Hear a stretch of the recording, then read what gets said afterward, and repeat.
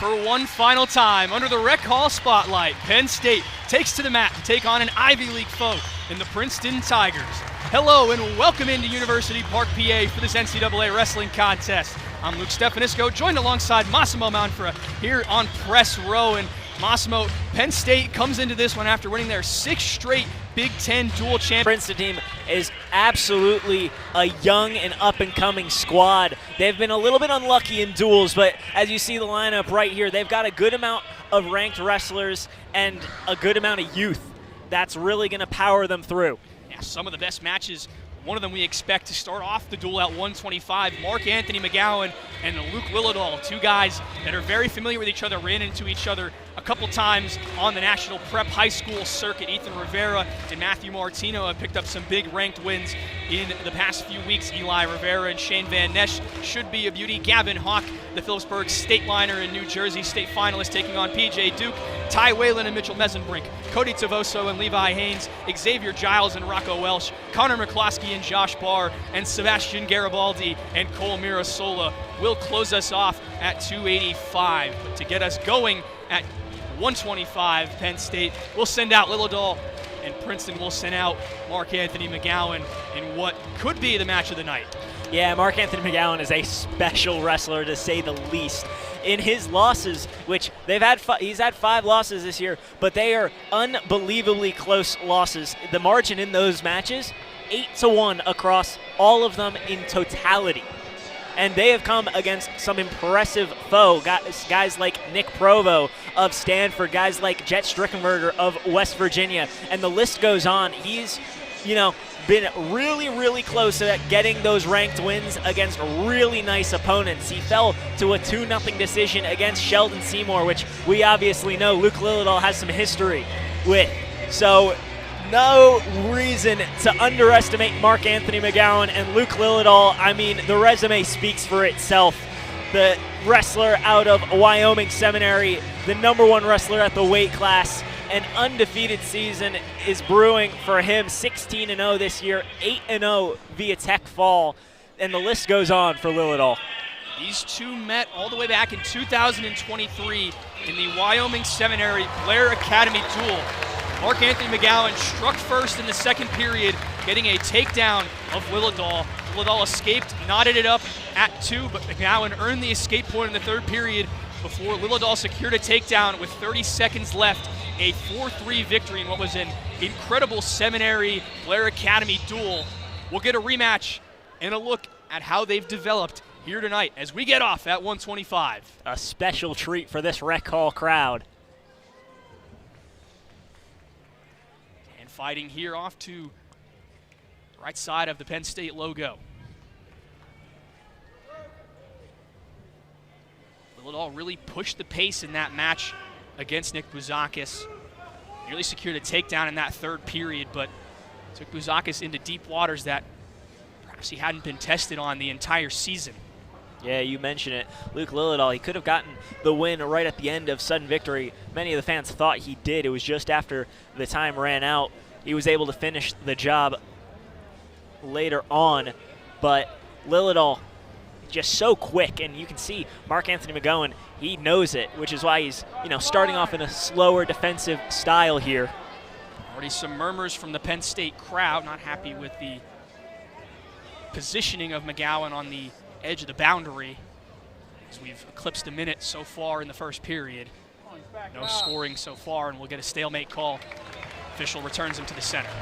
Yeah, no, that's, honestly, a part of the scouting report for Mark Anthony McGowan. He knows Luke Lillidahl and how he wrestles, and is going to try and limit the shots that he has to take. That 1st period in their contest in high school went scoreless. Look to see if either one of them can break the duck here in the 1st period in their first matchup in college. Yeah, McGowan has to be really in tune with how he's going to defend. He's really trying to stay compact there. McGowan went low on the leg, nearly had the leg of Lillidahl, but he couldn't corral it in. And Lillidahl pushing pressure here. Back to the boundary.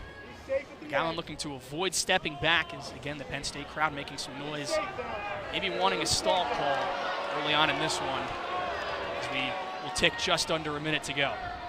Yeah, McGowan's just really trying to keep his center of gravity low as he gets hit for the stall warning there. First of the match for McGowan. No more to give for the sophomore from Tampa, Florida.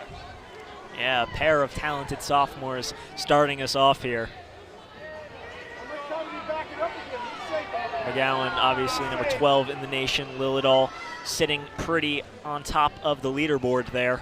Both guys traveled some distance to do their high school wrestling. Luke Lillidahl, Wyoming Seminary in Pennsylvania. He's a St. Charles, Missouri native. Obviously, McGowan, Tampa native, traveled to do his wrestling at Blair Academy in New Jersey.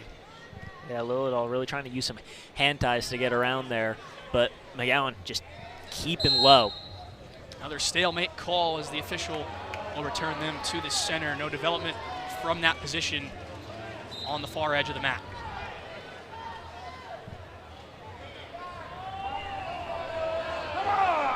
Tick under 10 seconds here. No scoring in the first period so far between Lillidahl and McGowan. As I say that, second stall call, and the first point of the match goes to Luke Lillidahl. It's 1-0 as we end the first period. Yeah, if you're the Rec Hall faithful here, you thought it was brewing. Just so much staying low and backing out from Mark Anthony McGowan, and that's the result there. Joe Dubuque making sure McGowan knows he can't continuously back up, especially with the pressure of the first stall call applied. McGowan will begin the second period on bottom, however. He'll look to tie this one up. Yeah, McGowan, if anything this season, he's had a little bit of difficulty against ranked wrestlers. He's coming off of a win against Rutgers' Aiden Smith, though. McGowan earns the escape point. It's back to all even here as McGowan does a nice job of circling back in to the mat to avoid another stall call. Lillidahl once again pushing him towards the boundary. Left foot of Lillidahl still in contact. Now they'll slide away. And another stall call against McGowan gives Lillidahl a 2-1 lead.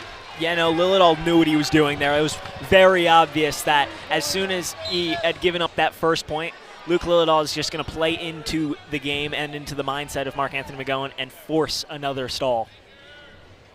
Some dangerous territory for McGowan now with 2 1-point stalls already awarded for Lillidahl. You don't want to give up a 2-point stall, that's for sure, especially against a guy like Luke Lillidahl.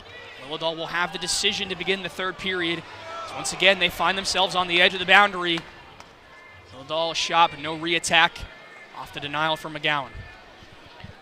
Luke wants to get that single leg on that left leg of Mark Anthony McGowan, but it's just been so intentional to stay away.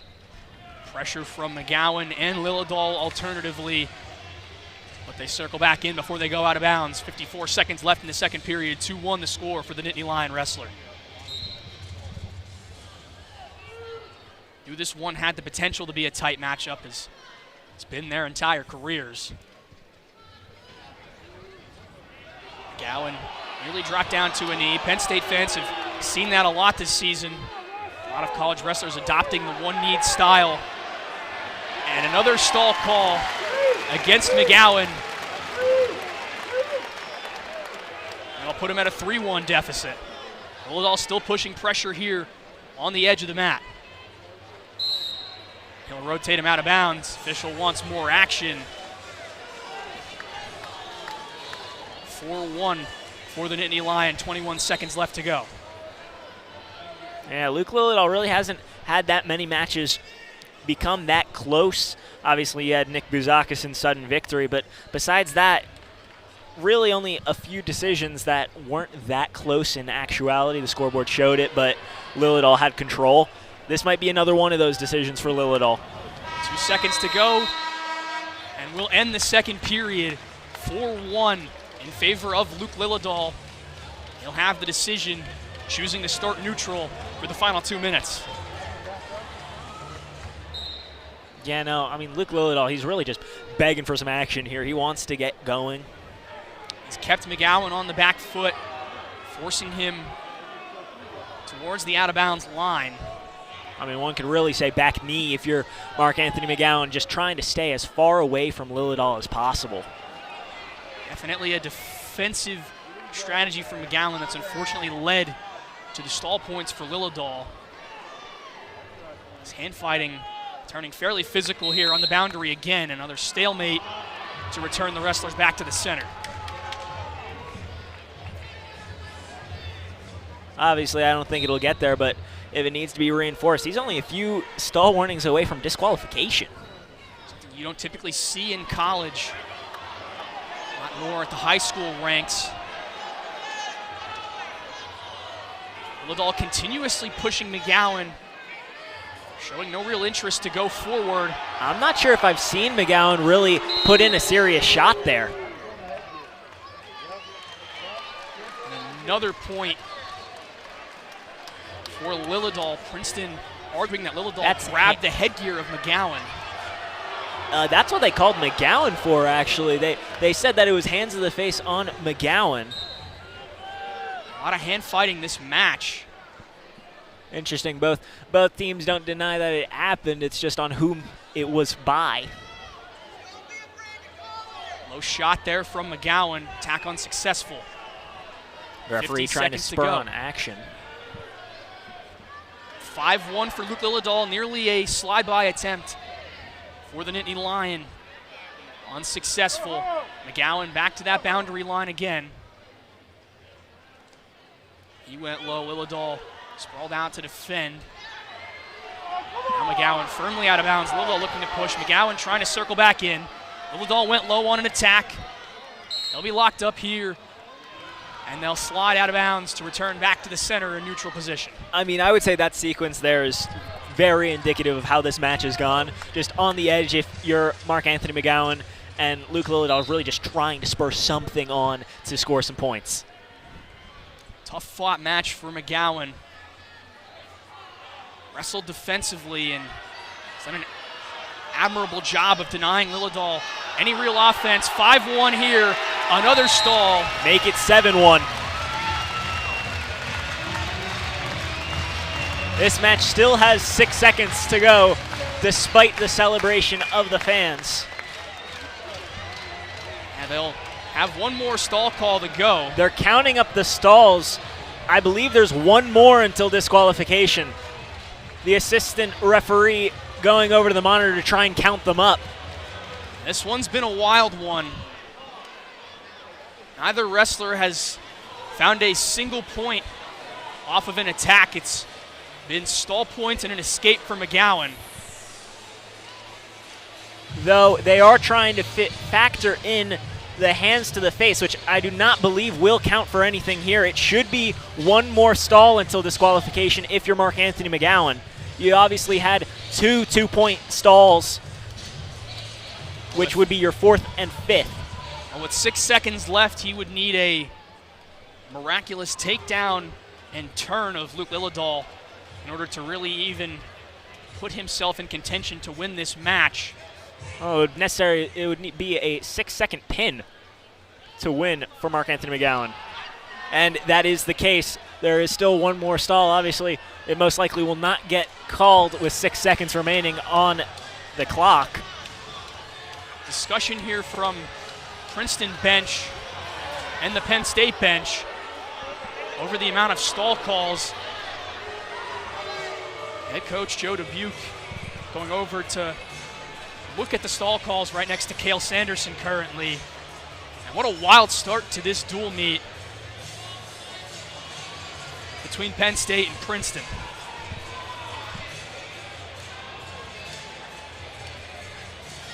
Very clearly an argument between both squads. Penn State thinks there was 5 stall calls which would end the match in a DQ.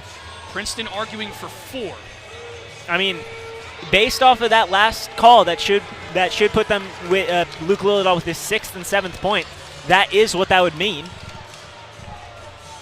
Obviously, Princeton arguing for anything but that, but the referee did just signal for that stall, and it would be the 5th.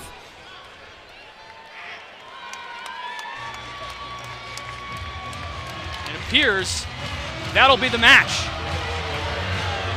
Luke Lillidahl, the winner by disqualification here at 125. Yeah, after much confusion, that was a very interesting sequence between both coaching staffs and the referees. It was like there was 4 guys looking at the monitor. I believe the confusion stemmed early in the match when one of the officials threw up a 1 on the stall, which it should have been addressed as 2 points. There's the final stall call you see, the one that created the controversy. You were exactly right. That first 2-point stall was awarded by the referees as 1 point, which I believe is the poignant part of the Princeton argument. But regardless, it was registered as 2 points because that's what it was. And with that last 2-point stall, it being his 5th, that is to disqualification for Mark Anthony McGowan. Luke Lillidahl probably gets his weirdest win of the season to put the Nittany Lions up, and that will count as 16 points for the Nittany Lions. 6-0 the team score as we move to 133 with Marcus Blaze and Ethan Rivera. What an interesting start to this duel between the Princeton Tigers and the Nittany Lions. Rivera perhaps wrestling tonight off the back of his biggest win in his young career, a victory over Dylan Shaver in the Rutgers duel. A nice ranked win for Princeton's 133-pounder. No re-attack there from Rivera as we get our second ranked matchup of the duel. Rivera went low on the leg, another re-attack. Blaze still in that front lock position with Rivera. Yeah, Rivera's been back and forth for the Tigers, obviously 32nd in the nation, but he's had, he's had a fair few of punches taken and given. Back to center we go, 2:30 left in this first period. Obviously, you'll see through this match, Marcus Blaze's style is just so compact. He's really grounded in his legs, and he keeps his arms really tight to his body, not really offering an opponent much opportunity for a serious shot. Ethan Rivera will absolutely have his work cut out for him to try and break things down, as Blaze will try and look for a shot-reshot for scoring opportunities throughout this match. Blaze undefeated on the season, 18-0, 6 tech falls, 4 falls to his name.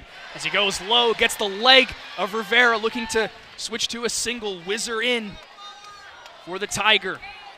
Yeah, Rivera having to rely on some balance. Trip for Blaze. No control yet. Trying to bring that other leg in. He's got it.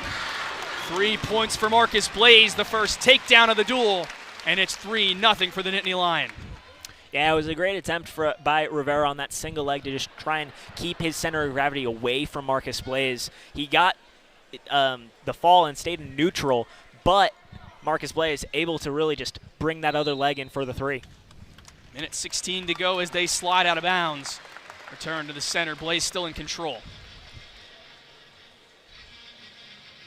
And that win over Ben DeVino in the Ohio State duel, it looked nearly all was lost for Marcus Blaze, but he managed to get to his feet with about 10 seconds left and wrap the leg of Ben DeVino to turn around into a reversal for a huge win to spur Penn State momentum. Marcus Blaze, in my opinion, one of the most brilliant wrestlers in the nation. You wouldn't believe that he is one of the younger guys as well, especially in this Penn State room, but just the knowledge of your situation to really be able to take that reversal instead of just an escape and knot things back up just to end it there against Ben DeVino.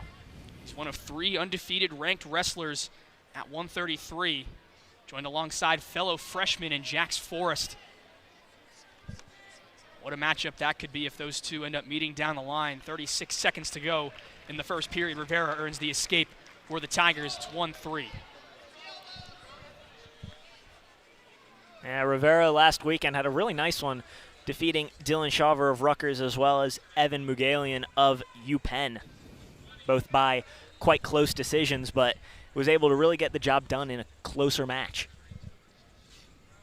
He and his brother have been big help for the Tigers, both at the lower weights. Brother Eli at 49, Ethan at 133. We'll see Eli in a few matches as the first period ends. Marcus Blaze ahead 3-1.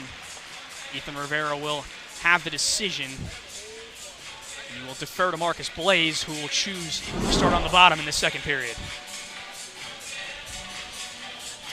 And really just impressive by Marcus Blaze. He's just a really strong guy as well. You know, is a bit of an unassuming stature, but he'll really get that leg and just control you from then on. Blaze looking to escape. Rivera thinking mat return. Blaze sits back down, trying to sneak his way out. Now looking to grab the legs of Rivera near the boundary. Yeah, Blaze gets that leg. I mean, he's looking to break the arm and just twist around. Rivera doing a good job of keeping Blaze attached at the hip as they'll go out of bounds to return to the center. Blaze still on the bottom. Yeah, Blaze did his hardest there to control that leg without a potentially dangerous. Obviously, with that knee twisting like that, it's something the referees are looking at instantly. But just too close to the edge of the mat there. One of the question marks with Blaze after that victory over Davino was, can he escape from the bottom? Rivera making it tough for Blaze right now. As now they move to the other side of the mat. Rivera still in control, but Blaze finds his way out before they go out of bounds. It's 4-1 for the Lion with 1:07 to go in the second period. Yeah, no, really impressive mat wrestling at the start of this period by Ethan Rivera. Obviously, he is an accomplished freestyle wrestler himself. He and his brother, who we'll see later, Eli, they represent Puerto Rico. They got some freestyle mat time at the Pan Ams earlier in the summer for the U20 Pan Ams in Peru. Blaze himself, a very talented freestyle wrestler. He was the U20 world champ this year alongside finishing third place at the U.S. Senior World Championships. Blaze in on an attack here, looking to work around, get his head free to earn the three, but he won't have to, as he'll earn the takedown, and it's 7-1 for Blaze.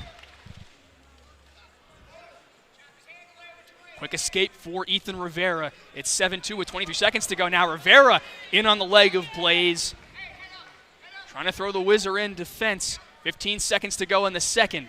Yeah, Blaze, really strong whizzer, sets himself up to get the other ankle. Blaze maybe trying to free himself with short time in the second period. Making it tough for Rivera as the second period comes to a close.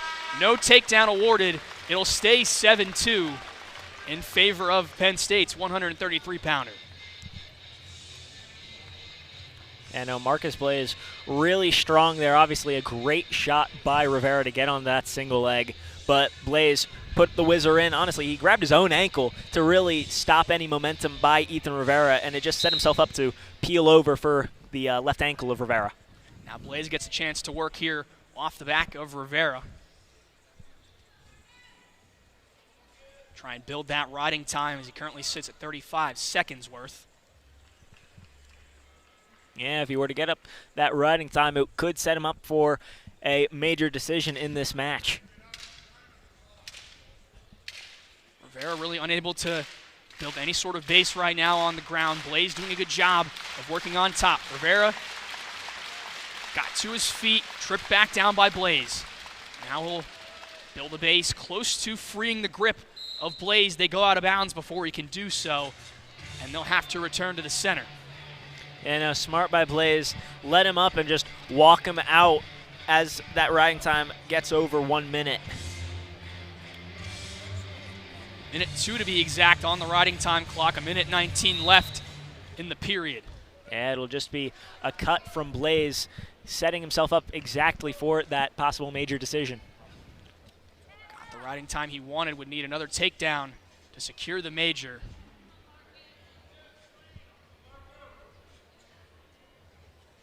Looking for his opportunity. A minute left to go in the third period. Yeah, Blaze's eyes are locked on that far leg of Rivera right now. 50 seconds left. Blaze still searching for his third takedown of the bout.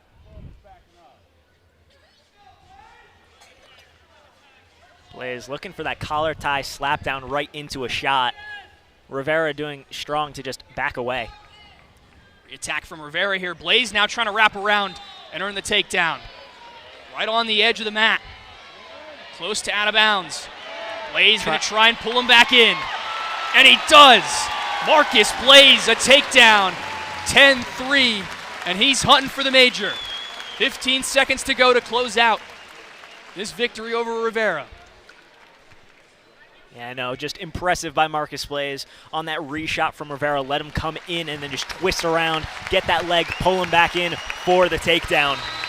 With that being said, the riding time point added on, an 11-3 major decision win for Marcus Blaze at 133, and he'll wrap up an undefeated dual season to head into the Big Ten tournament, potentially as the #1 seed to be determined. Could you ask for a better freshman season in the regular season? 19-0 for Marcus Blaze, and you saw it at the end there. It just looked comfortable. Blaze picks up the win at 133. Penn State out ahead of Princeton 10-0 after 2 matches. We'll be right back here in Rec Hall in the season finale for Penn State taking on Princeton. Penn State out ahead as we move to 141 with Braden Davis taking on the Ivy League Wrestler of the Week, Matthew Martino. Yeah, Matthew Martino had a roller coaster of a weekend last week. Obviously, he got a major pin against CJ Composto of UPenn, the #9 ranked wrestler at 141. He ended his weekend with a tech fall, a loss by tech fall against Joey Olivieri of Rutgers in that in-state matchup. But what a certainly difficult weekend. The #9 and #11 wrestlers in the nation for Martino. And then you add on #12 here in Penn State's Braden Davis, looking for a bounce back after a tech fall loss to Jesse Mendez. It's been a wild ride for Braden Davis this season. His 3rd weight class in 3 collegiate seasons. Yeah, obviously he wasn't really intended to be the 141 starter of this Nittany Lions squad, but you know, some injuries got involved, and Braden Davis, next man up mentality, right back in, and Cale Sanderson has been absolutely praising Braden Davis for his just versatility. When things happen, Braden Davis just working through them. 3 losses this season to some very tough opponents. Brock Hardy of Nebraska, the aforementioned Jesse Mendez of Ohio State as Davis. Nice work to earn 3 points and put himself ahead with 1:38 to go in the first period.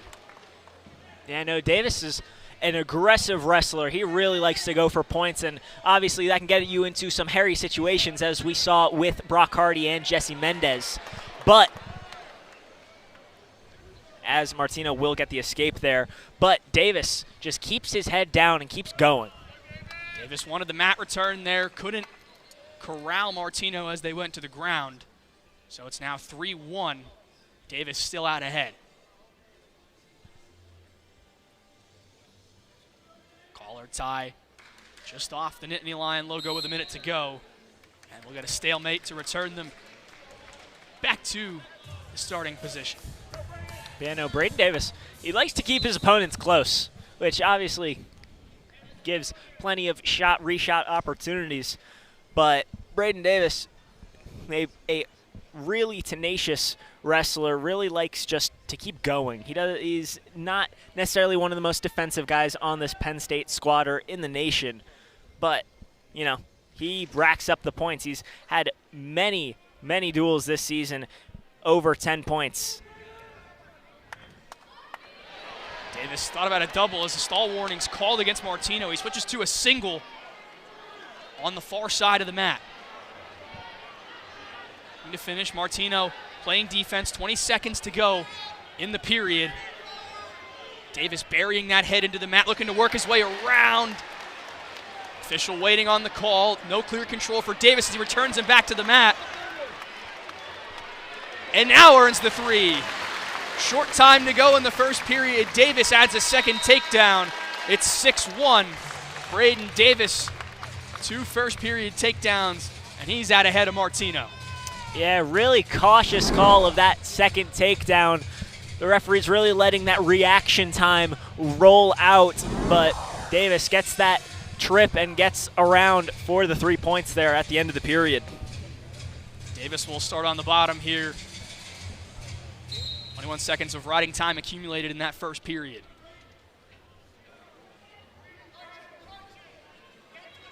Martino 12-12 on the season.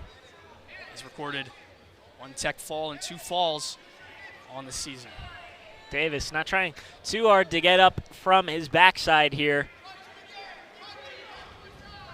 Sitting out currently with 1:35 to go.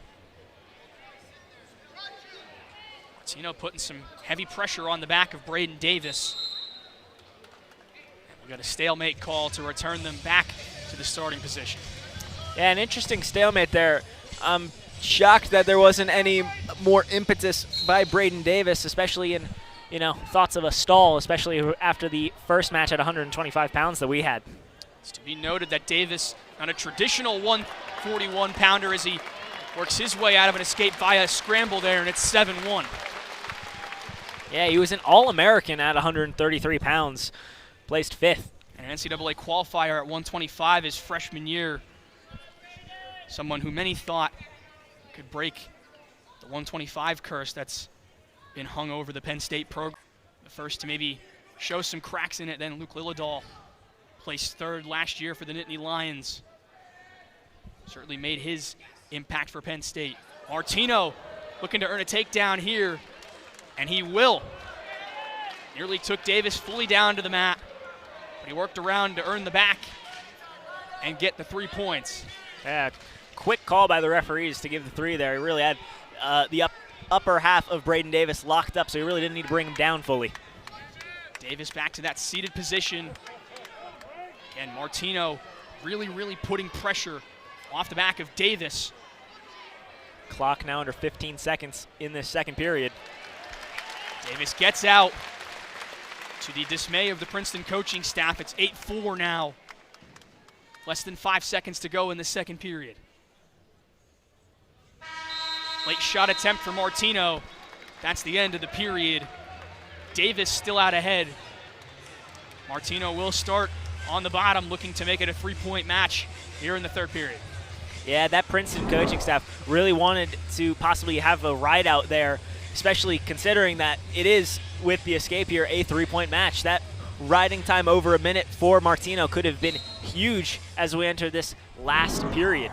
Martino back to his feet, looking to break the grip of Davis, who returns him back down to the mat.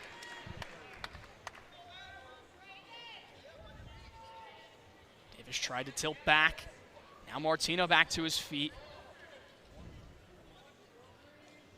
Not free of the grip from Davis just yet. Now he'll free himself, and it's 8-5. Takedown could tie it for Martino. However, Davis chunked into the riding time, and now it's only a 30-second advantage for Martino.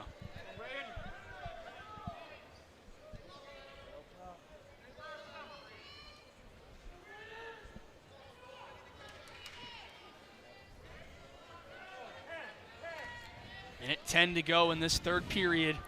Just a 3-point advantage by Davis, 8-5. Martino hunting the takedown here. Shot attempt by the Tiger. Unsuccessful. Great defense from Davis. Worth it to mention, Davis has no stall warning yet, as the Princeton coaching staff begging for it there. Martino trying to work some underhooks here as he pushes Davis out of bounds and into the students section. Just dodging the camera well here in Rec Hall. 45 seconds to go. Rec Hall crowd making some noise for their wrestler. Martino again putting the pressure on Davis with his back to the boundary. Yeah, Davis quick to back up there. That's another push by Martino to Davis. Almost puts him in the stands. And that one will be a point for Martino. It's 8-6.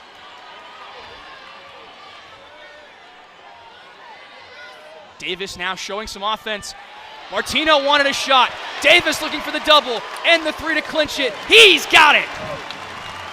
Braden Davis, a late takedown with 19 seconds to go, and he opens up a 5-point lead. Braden Davis there really just turning defense into offense, using his advantage of being just a tenacious wrestler on the offensive side, gets the double and just puts Martino back onto the mat and gets the stalemate to recenter things 11-6 in favor of Davis. Martino trying to free himself. Davis looking to hold him up. Martino will earn the escape point. It's 11-7. Less than 10 seconds to go. Martino's hunting. Davis dancing away. 2 seconds, 1 second. Another stall called on Davis. But it won't matter. Braden Davis, a decision win at 141, 11-8. And it's 13-10 in favor of Penn State. A really solid effort for Matthew Martino, but he just couldn't find the upset, and Penn State moves ahead. Yeah, no, that end sequence there is extremely close, especially when you factor in there's the double that Braden Davis got to re-lengthen things out in favor of the Nittany Lions, but that stall warning at the end and Martino's takedown after the buzzer really could have changed things, because that takedown would have been to tie it. But Davis able to get things done, really just lengthening things out enough to just win by decision, gaining another 3 team points for the Nittany Lions, and now up to 149 pounds. We'll get to our second number 1 from Penn State with Shane Van Ness. He'll have a tough task in the number 14 ranked Eli Rivera. Yeah, the brother of Ethan, who we saw just a few matches ago. Another one of the ranked wrestlers for this Princeton Tiger squad. He's 14th in the nation, and he is very talented. 2025 NCAA tournament qualifier was Rivera. Got some mat time in March in Philadelphia, much like Van Ness, who finished 3rd. Van Ness, a blast double on the edge, and an emphatic 3 points for Penn State as Van Ness goes ahead. Yeah, Rivera, he's had a really tough past week and a half or so. Obviously, 3 straight losses against Rutgers, UPenn, and Cornell. Those wrestlers being Jackson Joy, Cross Waslewski, and Andrew Clark, 3 extremely talented 149-pounders across the entire nation. It's the strength of schedule that makes you better. As we look at the blast double from Van Ness, Rivera got some airtime and fell behind Van Ness, nearly escaped, but Van Ness pulled him back in like a rubber band. And with 2 minutes to go, Van Ness still in control. Riding time already up over 35 seconds for the junior Penn State 149-pounder. Rivera earns his escape point. It's 3-1 now. Still in the favor of Van Ness. Rivera tried a shot. Van Ness on a re-attack. Has the leg here, but they'll go out of bounds before he can finish. Return back to the center and neutral.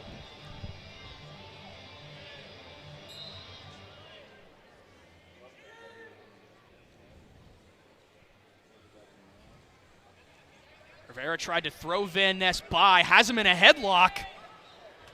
A huge chance for Rivera, nearly got Van Ness to his back, looking to earn the takedown, still has the headlock tight on Van Ness. Challenge brick thrown by the Princeton bench. Rivera still trying to work around Van Ness, trying to get that leg around the left leg. And he will have the takedown. Challenge brick still thrown.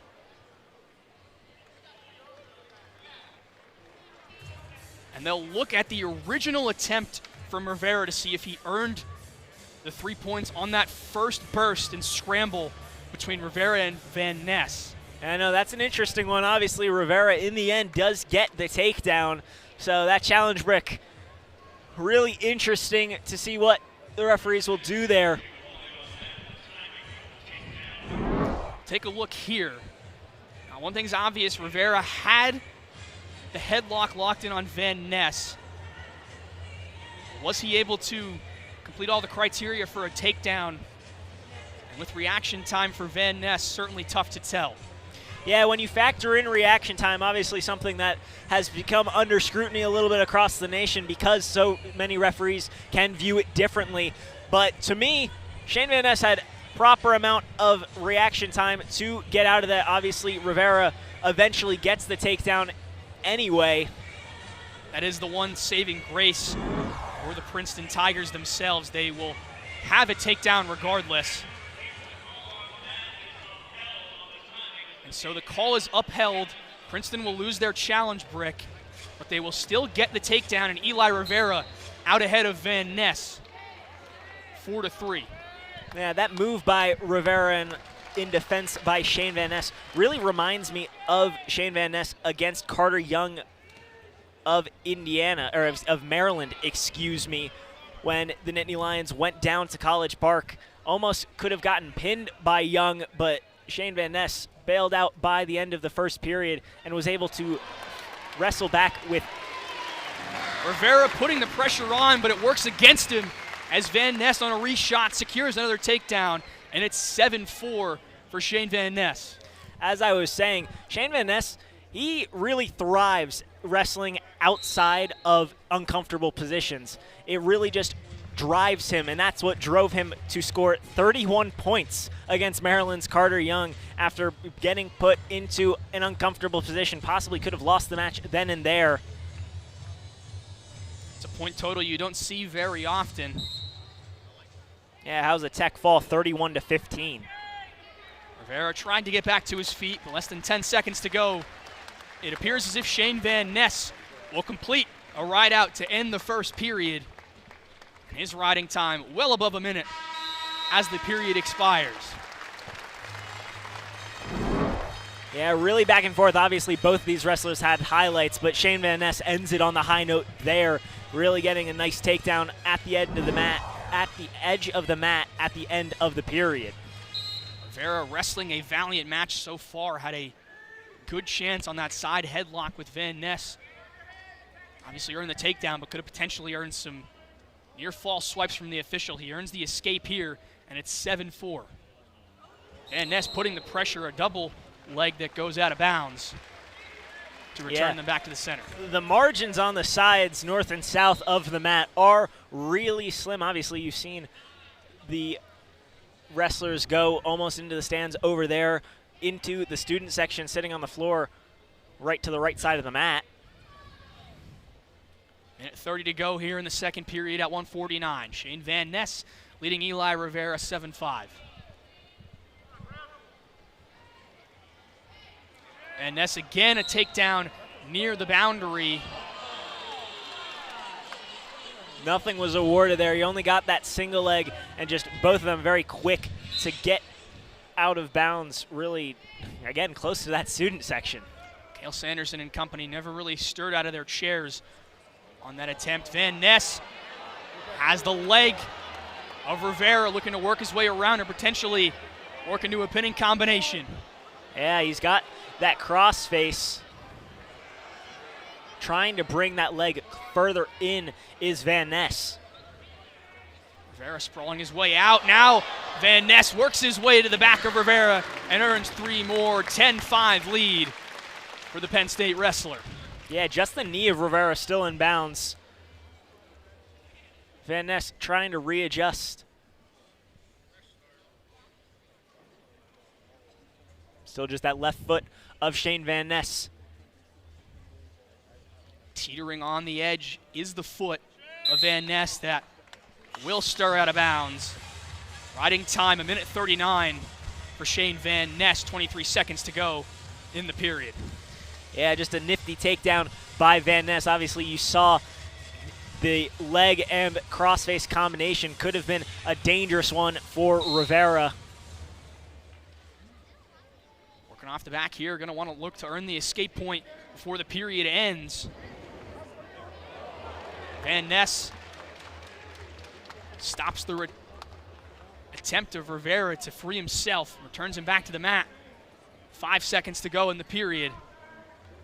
And Van Ness will conclude the second period as he did the first. On top, another ride out. Riding time over 2 minutes. Yeah, another period, another ride out to end it, and another minute of riding time for Shane Van Ness. Saw the second takedown there. As Rivera and Van Ness locked up here in the center. Yeah, Rivera very quick at the start of the period to get a shot in. Has that leg, but really nothing more. Yeah, tough to score from this position unless you're Shane Van Ness, who worked his way free and earns 3 more. It's 13-5 before he cuts Rivera loose to make it 13-6. Yeah, Shane Van Ness, those 3 points are a credit to his heavy and strong hips there. Really just blocked Rivera's shot, was able to get under the other leg and just work his way around. Less than a minute 20 to go in the third period. Riding time close to being secured for Shane Van Ness. That would make it major territory if the score were to stay the same. Rivera pushed out of bounds. Recall crowd wants stalling. The official just wants some more action with 1:01 to go.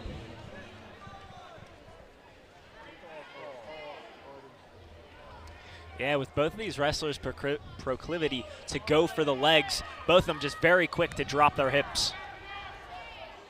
Van Ness on a shot. Rivera denied it well. Van Ness again low as a stall warning goes against Rivera, his first of the match. Van Ness still in on the leg of Rivera. Trying to throw the whizzer in as they go out of bounds and return back to neutral. Yeah, I mean, as this match comes to its conclusion, both these wrestlers really just kind of mirroring each other. Rivera certainly a tough competitor, and he's proved that tonight against Van Ness. Ranked as the nation's best for a reason. Rivera never backed down. Less than 20 seconds to go in the third period. Van Ness secured the riding time. Rivera nearly had a takedown to nullify the major decision, but they went out of bounds before he could secure it.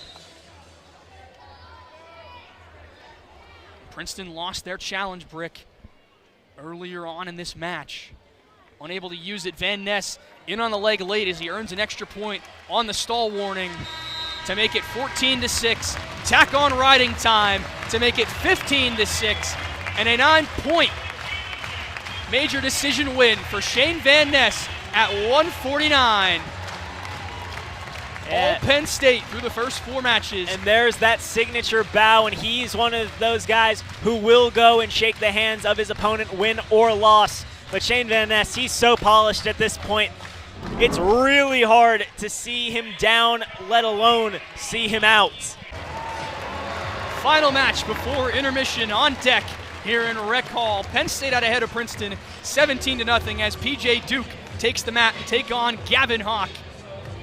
Yeah, PJ Duke is, one of those freshmen that you just have to marvel at. He obviously a U.S. national team member after beating Yanni Diakomahalis at Final X in Newark, New Jersey.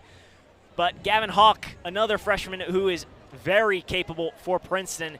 He finds himself roughly 500. He did not wrestle against Rutgers or UPenn this past weekend. His last match was against #1 Meyer Shapiro of Cornell. Yeah, Hawk's been battle-tested. Mentioned Meyer as Duke earns a takedown on the boundary. Hawk's also wrestled Ty Waters of West Virginia this season as he'll earn the escape point to make it a 3-1 match. He'll go low on the leg of Duke. But great defense there from the freshman from New York.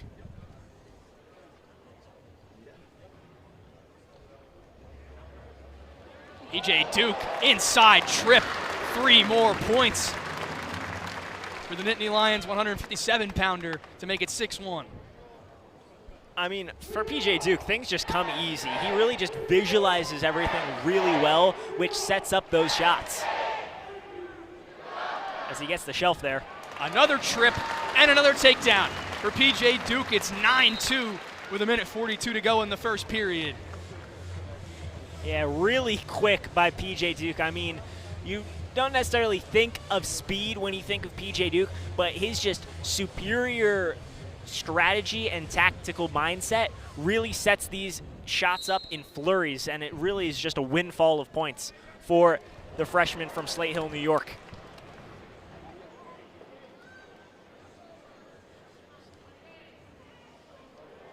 Minute and a half to go in the first period as Duke looked to lock up a pinning combination there. Hawk earns the escape point to make it a 9-3 match. Yeah, Duke, one of the top guys in the entire nation by fall. Single switch to a double for 3 more points for PJ Duke. And it's 12-3. Duke working a hard crossface, Trying to looking get to the turn tilt. Hawk. He kind of has it there, obviously really trying to just get that leg and reset real quick for a tilt. There's the Turk. Duke thinking Turk. He's used it a lot this season. He'll decide it against his better interest. Went in on the head, but Hawk manages to earn the escape point. Two-time Jersey State finalist, making it tough for P.J. Duke. Hawk took a long shot, couldn't get it. Duke tried to trip, but Hawk stays on his feet. Less than 30 seconds to go in the first period. Duke again on the leg of Hawk. His fellow freshman trying to defend it as we get potentially dangerous before Duke can secure the takedown. Yeah, Duke just a little bit too eager, a little bit too much twisting on that knee of Gavin Hawk. But P.J. Duke, 12 points in this first period, riding time over a minute, and you can see why he is one of those freshmen that you just have to watch.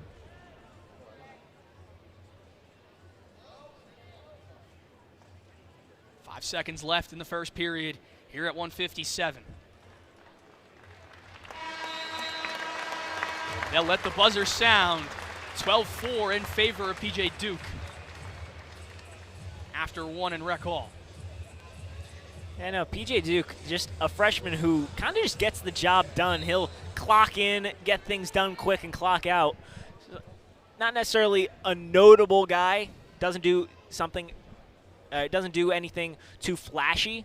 He'll just get things done and really rack up the points. He was another takedown for Duke as he picked the ankle of Hawk. It's 15-4, and to your point, Massimo, he's only lost this season to reigning national champion Antrell Taylor in a 2-1 loss in tiebreakers. Was unable to get out of the ride of Antrell Taylor, but Duke's definitely learned from that, and he's wrestled really well since that loss in the Nebraska duel. Yeah, that duel in the BJC was, it was a loud one. It was really interesting to see as Antrell Taylor, he knew what he had to do, and that was just kind of keep P.J. Duke at arm's length, and it really set up for a low-scoring match that Antrell Taylor was able to use his strengths to win 2-1 in tiebreakers. The veteran experience paid off for Taylor, but definitely a learning experience for Duke. And something to carry forward for us. Taylor's a guy he might see in 2 weeks at the Big Ten Championships. Minute left in the second period. Hawk looking to find some offense here. Get himself on the board with a takedown.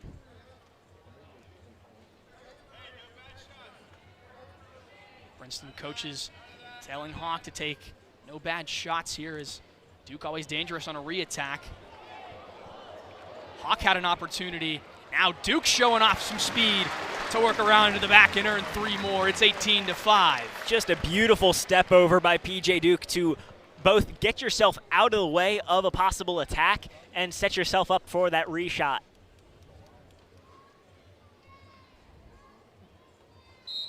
Duke returns Hawk back to the mat as they go out of bounds. Duke with a 13-point advantage here. One more takedown for the Tech Fall, but he could want more.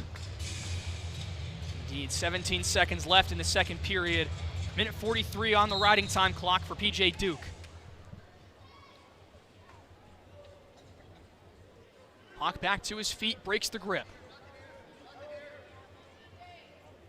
6 seconds left. And no offense from Duke. It appears he'll wait for the third period to try and end this match. Takedown's all he needs, 18-6 after 2 at 157. Yeah, Hawk presumably going to choose bottom, and he does. But just look at there, that step over off the trip on that inside leg, and it just sets everything up for P.J. Duke. He's just so smart at putting his feet in the correct position, and that sets everything up, really. Obviously, you know, you have most wrestlers are strong, they have that ability, but P.J. Duke just so tactical with everything that he employs. Hawk gets the escape, now 18-7 in the battle between the two freshmen.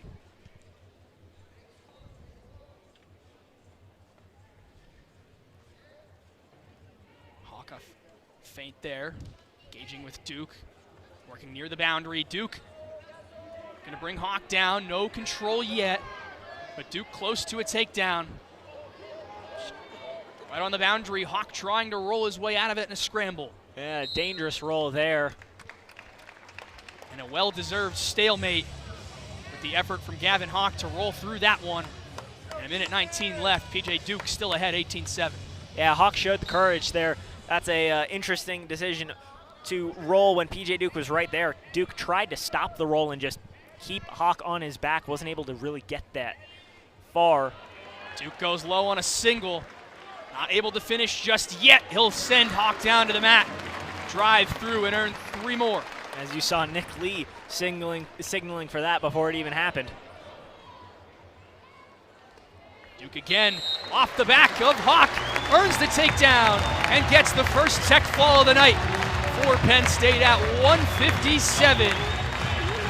Penn State takes the first 5 matches, 22-0, and the Nittany Lions are rolling on senior night. A 24-point windfall for the freshman, PJ Duke. What more can you say? He's just so tactical. He gets around so easily. His footwork just sets everything up for him, and really, there's not much you can do against him. 22 total team points for the Penn State Nittany Lions through 5. 4 of 5 matches, bonus point wins for Penn State. We'll see Penn State's lone senior starter, Levi Haynes, at 174. Matches to go before the season ends at Rec Hall, and Penn State will transition to the BJC for the Big Ten Championships. We'll get started at 165 here in the second half of this duel between Princeton and Penn State with Mitchell Mesenbrink and Ty Whalen. Right back to a ranked matchup. Ty Whalen, I think he's underrated, honestly. That 19 figure in the nation doesn't do him justice. Last year he peaked out at number 6 nationally, his highest spot, and he really can do some damage, but so can Mitchell Mesenbrink. Whalen was an NCAA qualifier last season at 149, where the Tigers bulked up to wrestle 165. For Joe Dubuque's squad, you'll have, as you said, Massimo, a very tough ask in taking on Mitchell Mesenbrink, the nation's number 1 and reigning national champion at 165.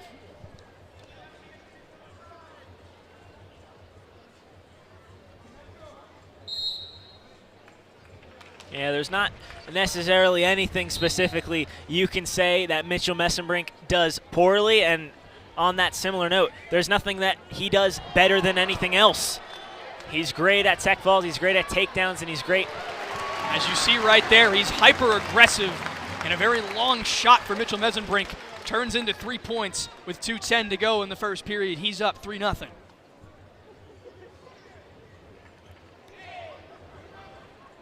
Working the arm bar here off the back of Whalen near the boundary as they will go out of bounds.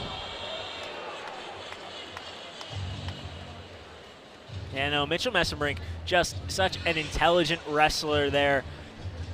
And you can see why his major is psychology, because he just uses his brain and he uses his opponent's brain to his advantage. Well, his major might be psychology, but the one thing he took the internet by storm for a couple weeks ago was his singing talent. Pretty impressive. I definitely couldn't do that. Mitchell Mesenbrink, if singing was what got you the Hodge Trophy, he's got my vote. Gone on the mat this season. 7 tech falls, 7 falls to his name. Every victory this season for Mesenbrink has been a bonus point victory in duels for Penn State. He's already accumulated a minute of riding time here with a minute 17 to go in this first period. Whalen back to his feet. Mesenbrink cuts him loose. 3-1 the score with a few ticks over a minute in this first period. Again, another long-range shot. In on the leg is Mesenbrink. Whalen looking for his hips. Trying to fight his way through. Mesenbrink going to find a way to score himself. Trying to twist around is Mesenbrink, setting himself up beautifully. And a nice scramble for Mitchell Mesenbrink. Earns 3 more. And it's 6-1 with 35 seconds to go in the first period. Yeah, Mesenbrink was thinking more than 3 there. He set himself up beautifully for some back points, and it's still on his mind now. Trying to pry Whalen over for a tilt. Has that arm of Whalen locked up. 15 seconds to go in the first period. Mitchell Mesenbrink doing Mitchell Mesenbrink things. 5 seconds to go before we can get any more offense on the ground. The buzzer sounds. But a minute 49 of riding time and a 6-1 advantage for the reigning national champion. Just incredibly impressive by Mitchell Mesenbrink. And he's just, I wouldn't say aggressive, because sometimes that can have negative connotations for the position that sets yourself up in, but he's just so poignant with everything that he does. Starts on top here in the second period.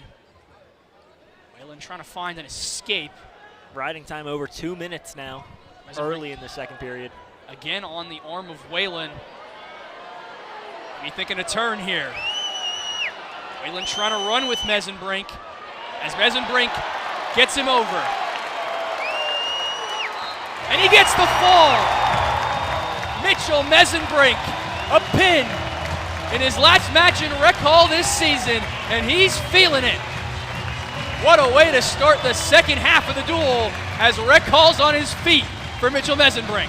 That's a formula we've seen before from Mitchell Mesenbrink, just controlling that shoulder, twisting it, and making the opponent work for you. He gets it around and gets Whalen up onto his shoulders, and by then, Whalen had nothing to do. Mitchell Mesenbrink, 8th fall of the season. That'll tie PJ Duke for the team lead, and that's something that he's top 10 in the nation for. He's been so good. Last year, it was tech falls. This year for Mitchell Mesenbrink, he's been 50-50, but those falls have fallen in bunches for Mitchell Mesenbrink. A huge win for Mitch, and now it's one last time in Rec Hall for Levi Haynes, the lone senior starter for Penn State, will get his last chance to pick up a win in Rec Hall. Yeah, this one's special for Haynes. He has had plenty of storied bouts right here, right on this set of Resolite. And now, one last run in Rec Hall as a Nittany Lion. 28-0 the team score after 6 matches here in Rec Hall. Levi Haynes doing battle with Cody Tavoso of Princeton, who's in pretty deep on a shot here. Looking to spoil the senior night for Penn State's 174-pounder. Haynes in some danger as Tavoso still threatening. Haynes really strong to keep things in neutral. And he fights his way out of it. A spirited effort from the senior. Puts him back to neutral. Tavoso just couldn't get the grip fully around to keep Haynes in. And Haynes takes the leg and gets 3 points. A takedown for Penn State at 174, and he's out ahead 3-0. Yeah, Haynes saw the shooting lane. He took it really quickly, and there wasn't really much Tavoso could do to just even keep some distance between. It's almost a full circle moment for Levi Haynes. His first dual meet match in Rec Hall came nearly 3 years to this day, back on February 19th, 2023, as he earns his second takedown to make it 6-1. That day he picked up a tech fall victory over Trevor Elfvin.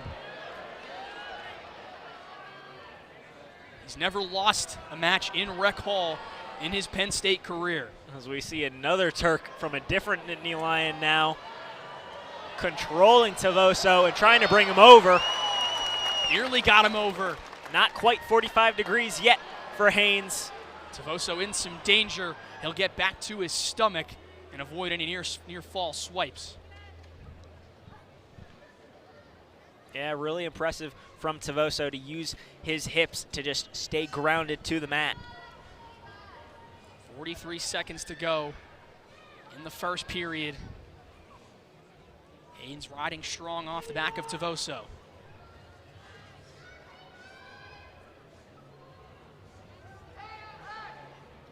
Haynes has been doing a fantastic job at keeping control of one of, if not both of, Tavoso's legs.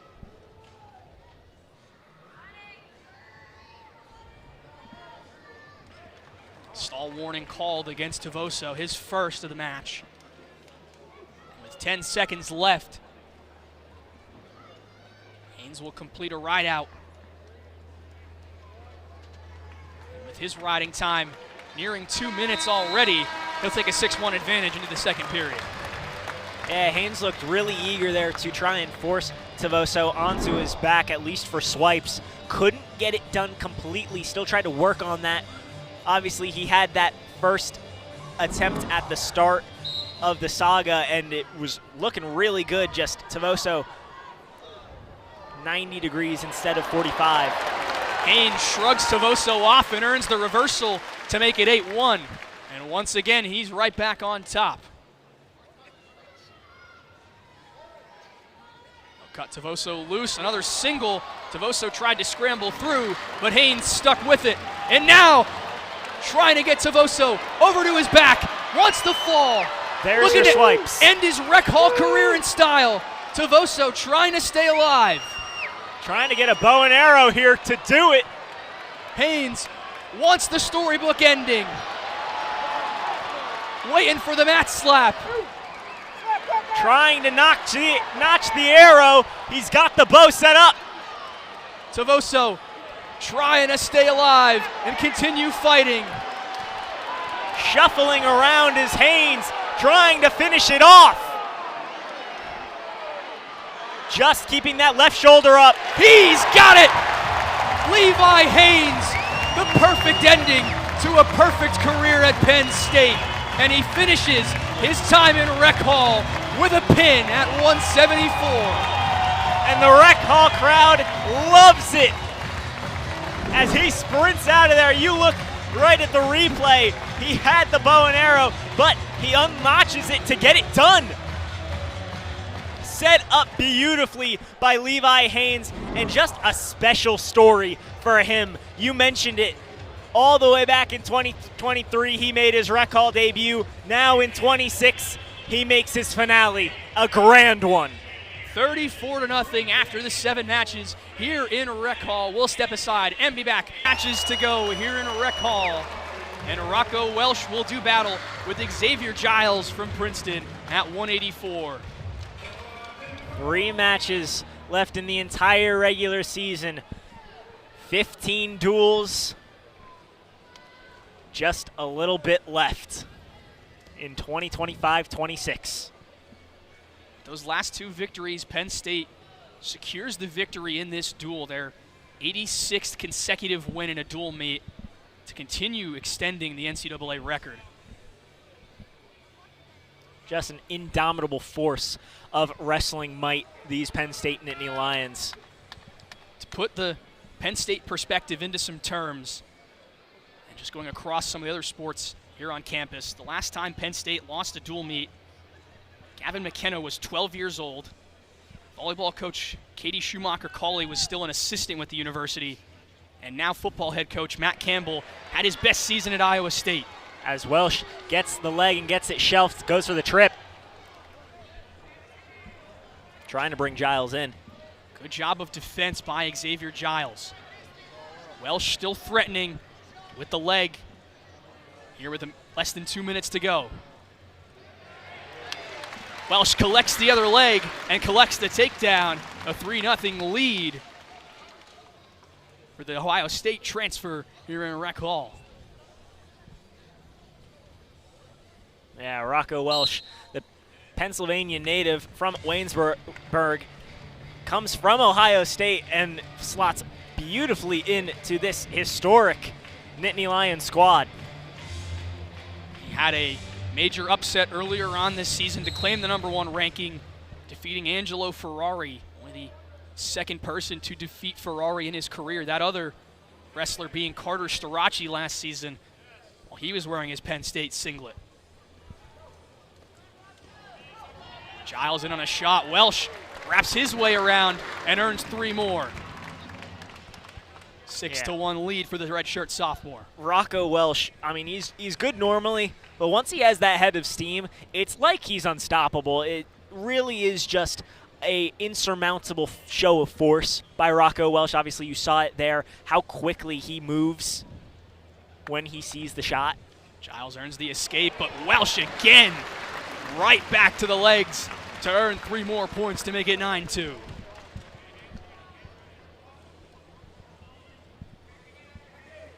Seconds to go as Giles earns his 3rd escape point. It's now 9-3.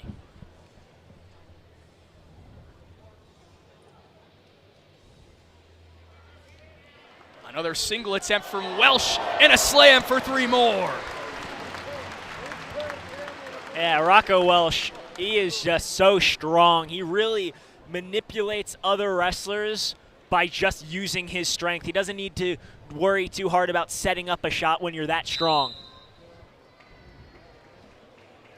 We'll have a stoppage here for blood time, as it'll be the first time we've had to pause since the 125 match that ended in disqualification. We'll take a look here at that takedown. Beautiful wraparound shot there from Rocco Welsh. Yeah, I mentioned the head of steam, and if you'd believe me, Rocco Welsh is actually one of those wrestlers whose stamina is so good, he gets better the more time goes on. He is just so fantastic at, reserving energy and keeping things controlled in the first few periods. And then in that 3rd period, he will unleash fury. You saw it against his former team, the Ohio State Buckeyes, and Dylan Fishback. That was a special end to the 3rd period, which he said was an unbelievable experience in media.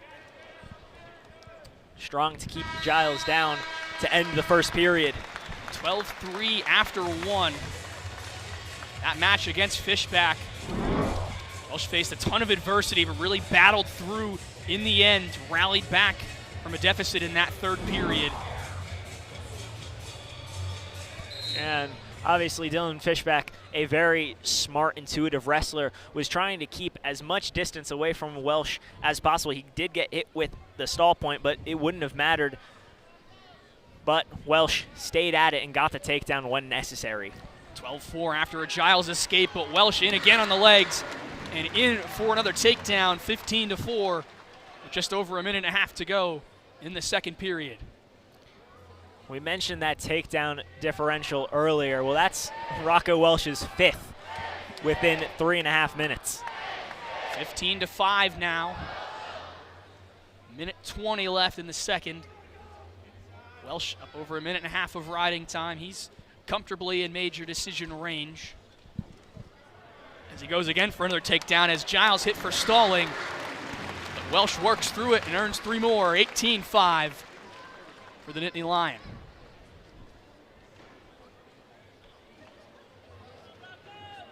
Welsh seems content to cut Giles loose. A 12-point advantage, just 1 more. Looking for the finisher on the edge. Welsh gets the takedown and gets the tech fall. He continues his stellar redshirt sophomore campaign with another victory to stay undefeated in a Penn State singlet and advances on to the Big Ten Championships, presumably as the #1 seed at 184. Yeah, Rocco Welsh. I mean, how much more dominance can you display in this regular season ender? In his return to Pennsylvania as a Nittany Lion, he has a wonderful regular season, 17-0 for Welsh, and he looks to keep that momentum going as he stays in Pennsylvania for those Big Ten championships and right across down the road at the Bryce Jordan Center here in University Park, Pennsylvania. The final #1 ranked wrestler from this Penn State squad, Josh Barr, will do battle with Connor McCloskey here at 197. Just such a dangerous streak of wrestlers. You mentioned the quad, Mitchell Messenbrink, Levi Haynes, Rocco Welsh, and now Josh Barr, and you can see they all do things so well. 15 seconds in, Barr secures a takedown, take a 3-0 lead. Right off the gun, Josh Barr wasting no time to get himself ahead.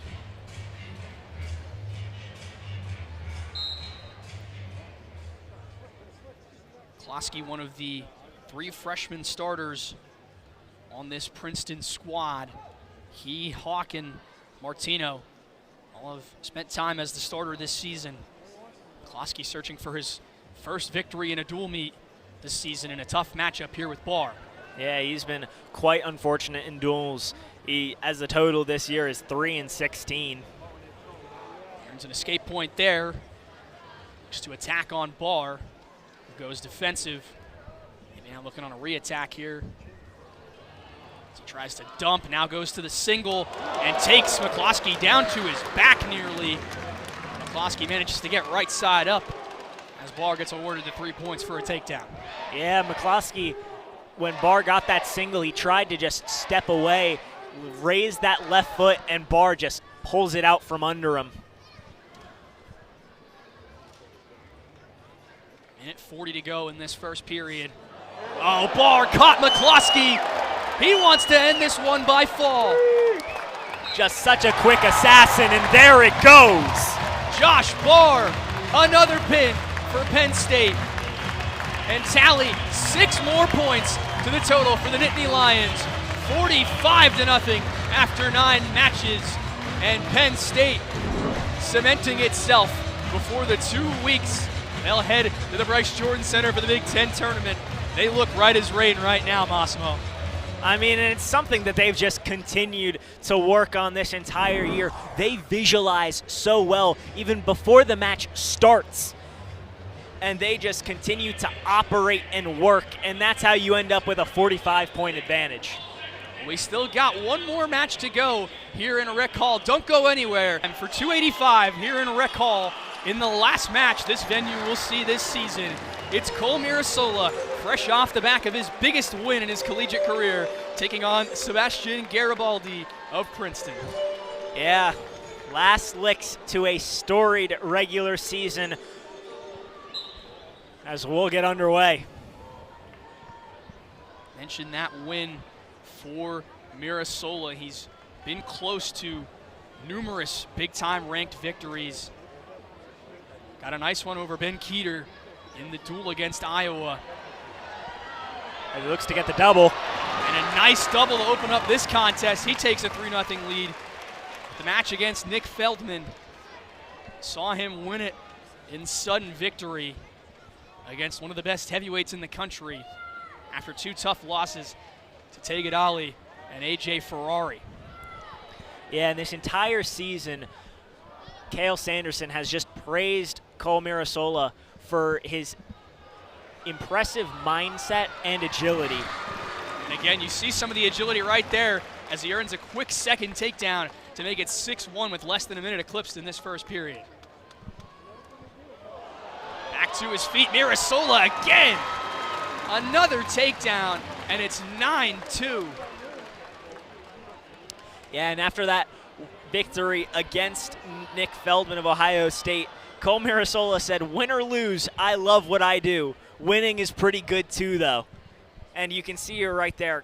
Mirasola just has so much enjoyment of this sport. Obviously, he's on the same team as his twin brother, which has to be a special thing as well. Brother Connor wrestled a couple dual meets with Cole this season. As Cole's in on another takedown attempt here. Garibaldi trying to fight it off. Yeah, Mirasola just trying to bring that left leg in. Garibaldi has to accept it. A 4th takedown for Cole Mirasola. It's 12-3 in the first period. Yeah, Garibaldi 7-12 on the season. Has had some back and forth moments. This past few weeks for him has been a little bit difficult. Obviously, the most recent duel against Rutgers, he has to deal with Hunter Katka, who we saw Mirasola beat earlier in the season.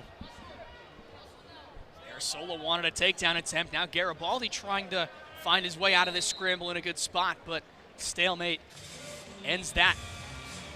He'll return back to the center.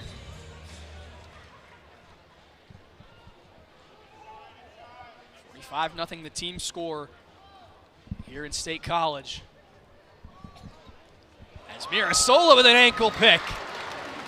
Turn 3 more, 15-4 for the heavyweight. And that's an interesting term for Cole Mirasola. Obviously, the story with him this entire season at the heavyweight has been he's not really. He's weighed in at 227 pounds and has been given significant weight against major Big Ten opponents such as the aforementioned Nick Feldman, Taghi Adali of Michigan, as well as even A.J. Ferrari, another guy who moved up from 197. A beautiful first period from Mirasola sees him ahead 15-4 as we'll head to the second. Garibaldi on bottom for the Tigers. But as you've seen on display, Cole Mirasola, he just loves to use that agility and his brain to really set everything up for him. He's a wrestler who lets things come to him, and even when they don't, he's not afraid to get down and make things stick. 15-5.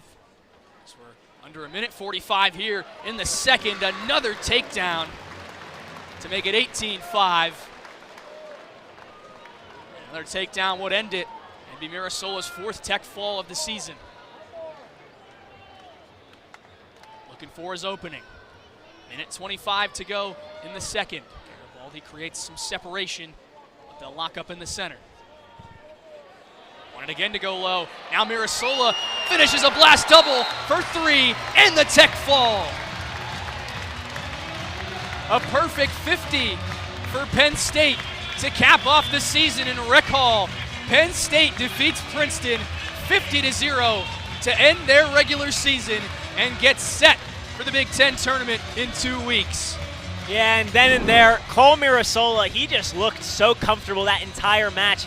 He even was a little shaking things off before that takedown just to really visualize what he had to do there. And he gets things done really simply. Nice blast double from Mirasola. He'll end his season 14-4, obviously looking forward to those Big Tens in the Bryce Jordan Center. Martino, Shane Van Nessemajer at 149 and a nice ranked win over Eli Rivera. PJ Duke, a tech fall over Gavin Hawk. Mitchell Mesenbrink, a win by fall over Ty Whalen. Levi Haynes capped his career off with a fall at 174 over Cody Tavoso. Rocco Welsh, a tech fall victory over Xavier Giles. Josh Barr picked up the pin at 197 over Connor McCloskey, and Cole Mirasola capped off the duel with a tech fall